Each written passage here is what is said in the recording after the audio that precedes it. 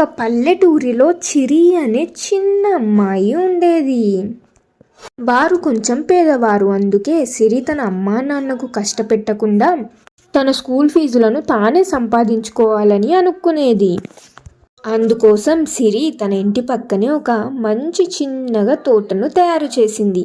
అక్కడ మంచి మంచి పువ్వులను పెంచింది. దానికోసం చాలా కష్టపడింది. స్కూల్ నుంచి రాగానే తోటకు వచ్చి ఆ మొక్కలకు నీళ్లు పోసేది. ఎంతో ప్రేమగా ఆ మొక్కలను చూసుకునేది. ఆ మొక్కలు సిరికి చాలా పూలు ఇచ్చేవి. ఆ పువ్వులను సిరి ఎక్కువ రేట్లో కాకుండా చాలా తక్కువ రేట్లో అక్కడ ఉన్న ప్రజలందరికీ ఇచ్చేది. ఆ ఊరిలో ఉన్న ప్రజలందరూ సిరి దగ్గరనే వచ్చి పూలు తీసుకునేవారు. ఎందుకంటే సిరి చాలా తక్కువ రేట్లో ఇస్తుందని.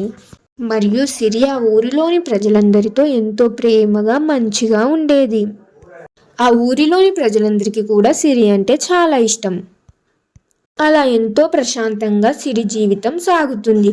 అయితే ఒక రోజు ఒక ధనవంతుడు ఆ ఊరిలోకి వచ్చాడు. అతను విలాసవంతమైన కారులో ఎంతో వేగంగా వెళ్తున్నాడు. ఫోన్ మాట్లాడుతూ అజాగ్రత్తగా కారును రోడ్డు పక్కకు పోనిచ్చాడు.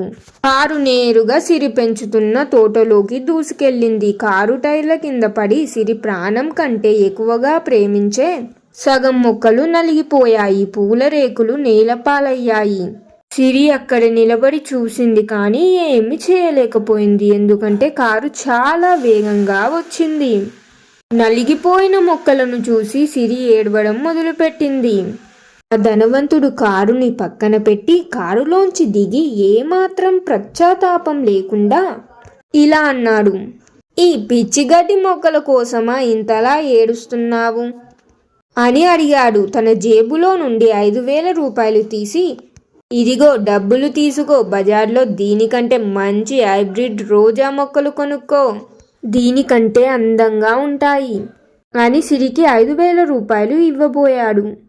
సిరి ఆ డబ్బును ముట్టుకోలేదు. కన్నీళ్లు తూడ్చుకుంటూ బాధతో ఇలా అంది, సార్, డబ్బుతో మీరు అందమైన పువ్వులను కొనగలరు, కానీ నేను వీటికి పోసిన ప్రేమను, ఇవి మొలకెత్తడానికి పట్టిన కాలాన్ని మీరు తిరిగి ఇవ్వగలరా?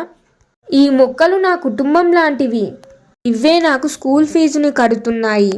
ఎంతో ప్రేమగా పెంచుకున్న ఈ తోటను మీరు ఈరోజు గందరగోళంగా చేసేశారు అని ఎంతో బాధతో ఏడుస్తుంది. ఆ మాటలు మరియు సిరి యొక్క ఏడ్పును ఆ ధనవంతుడు చూడలేకపోయాడు. తాను కేవలం డబ్బుతో అన్నిటినీ సరిచేయలేనని, ఆ చిన్నారి ప్రేమ ముందు తన గర్వం పనికిరాదని అర్థం చేసుకున్నాడు. అతను తన తప్పును తెలుసుకొని తన ఖరీదైన షూస్తోనే బురదలోకి దిగాడు. సిరి పక్కన కూర్చొని నలిగిపోయిన మొక్కలను పక్కకు తీసి మిగిలిన వాటిని మట్టితో మంచిగా చేసి మొక్కలను మంచిగా చేయడం మొదలుపెట్టాడు.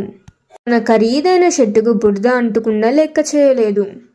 మరియు ఆ ధనవంతుడు అక్కడితో ఆగలేదు. సిరితో ఇలా అన్నాడు, చూడు పాప, ఇప్పుడు నీకు ఎటువంటి సహాయం చేయాలో నాకు అర్థం కావడం లేదు. నేను అనుకోకుండా ఫోన్ మాట్లాడుకుంటూ దారి తప్పి నీ తోటలోకి వచ్చి నీ తోటను మొత్తం పాడు చేశాను. నువ్వే చెప్పు, నీకు ఎటువంటి సహాయం కావాలన్నా చేస్తాను అని అన్నాడు. అప్పుడు సిరి ఇలా అంది, చూడండి సార్, మీరు తోటను మొత్తం పాడు చేశారు. నేను కొన్ని రోజుల్లో మంచి చేసుకోగలను. కొంచెం కష్టపడితే మంచిగా అవుతుంది. కానీ మీలాగే మళ్ళీ ఎప్పుడైనా ఎవరైనా ఇలానే వచ్చి తోటను పాడు చేయవచ్చు. కావున ఇటు సైడు బండ్లు రాకుండా ఏదైనా చెయ్యండి సార్ అని అడిగింది. అంత ప్రేమతో సిరి అడిగినందుకు సిరికి మొక్కలపై ఉన్న ప్రేమను గుర్తించి ఆ స్థలాన్ని ఒక పెద్ద బొటానికల్ గార్డెన్గా మార్చాడు. అక్కడ దేశ విదేశాల నుండి అరుదైన మొక్కలను తెప్పించి నాటించాడు. ఆ ఊరి పిల్లలందరికీ మొక్కల విలువను నేర్పించేలా ఏర్పాటు చేశాడు.